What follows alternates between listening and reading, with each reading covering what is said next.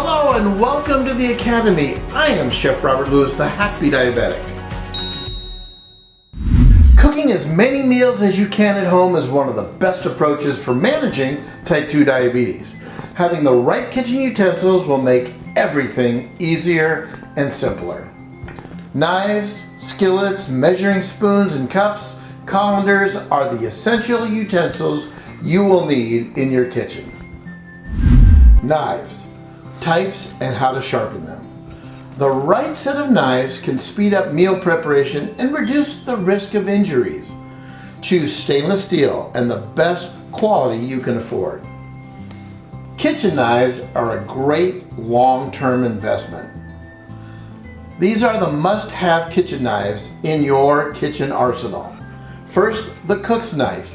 Every kitchen must have a cook's knife with a broad blade tapering to the point for fast, convenient chopping and slicing. Next, you're going to need a utility knife with a smaller, narrower blade for cutting tasks for which the cook's knife is just simply too large. Don't forget the bread knife, which comes with serrated blade that allows for sawing food without squashing it. It works for various foods, not just for bread. You'll need to get yourself a really good paring knife with a thin, pointed blade for trimming unwanted fat from meat and peeling fruits and vegetables.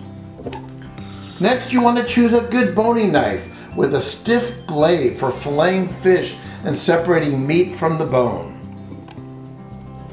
You'll also want a pair of stainless steel kitchen shears for sectioning food and snipping herbs. They work really great. How do you sharpen your kitchen knives? Well, keeping your knives at their best calls for regular sharpening.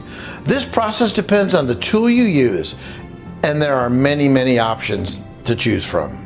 Try a manual knife sharpeners just like this.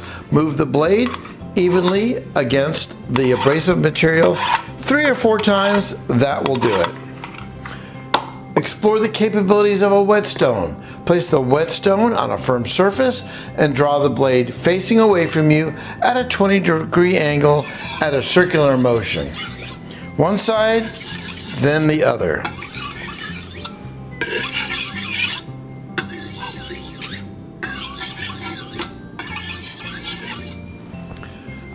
Allow automated knife sharpeners to do the hard work for you. These work at a push of a button and can handle serrated edges, scissors, and shears. Try out a metal or ceramic sharpening rod. Hold the rod with its tip against something firm, like a cutting board.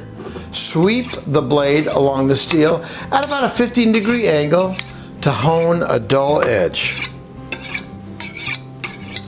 Now, to find out whether or not your blade is sharp enough, simply hold a piece of paper or a newspaper, slice the top of the blade going down like this, and you are good to go. So let's talk about skillets, the types and how to clean them. Skillets include cast iron, stainless, non-stick pans. They're usually flat-bottomed and very versatile. Cast iron skillets heat slowly but evenly. They're best for searing crusts and frying non-acidic foods. So, how should you clean a cast iron pan? You'll scrub it with hot water or rub it with half a cup of coarse cooking salt without any kind of additives. Avoid detergents as these can damage them. Stainless steel skillets heat evenly and quickly, but to a lower temperature than cast iron. Best for your everyday cooking. And to clean these, simply scrub with a mixture of boiled water mixed with a tablespoon of white vinegar. Simple and easy. Non-stick pans are made from aluminum and non-stick polymers and change in temperature fast. It's best for cooking crepes, eggs, fillets, delicate food, chicken breasts. What I like best about non-stick pans is that you can just simply use less oil. Rub the surface with a plastic brush when you want to clean it and avoid abrasive tools. And always coat the surface of a nonstick pan with a little bit of oil, maybe a half a tablespoon of oil before cooking. This will protect the surface, and as long as you keep anything out of it that's not metal, it'll last forever. Measuring spoons and cups. It's important to measure food quantities when cooking a diabetes-friendly meal. Measuring spoons and cups are useful and easy to use since they're graded. Plastic varieties are cheaper, but the stainless steel ones last longer and come with a guarantee of being BPA safe. Simply fill the measuring spoon or cup to the desired level and brush or pour out the excess food. Just like that. For liquids, transparent glass or plastic cups are often the most convenient and accurate. Colanders. Think of a colander as an all-purpose kitchen strainer, good for rinsing fruits and vegetables and straining all kinds of food. Stainless steel colanders last long and are super versatile. They can also be used to strain hot foods and liquids.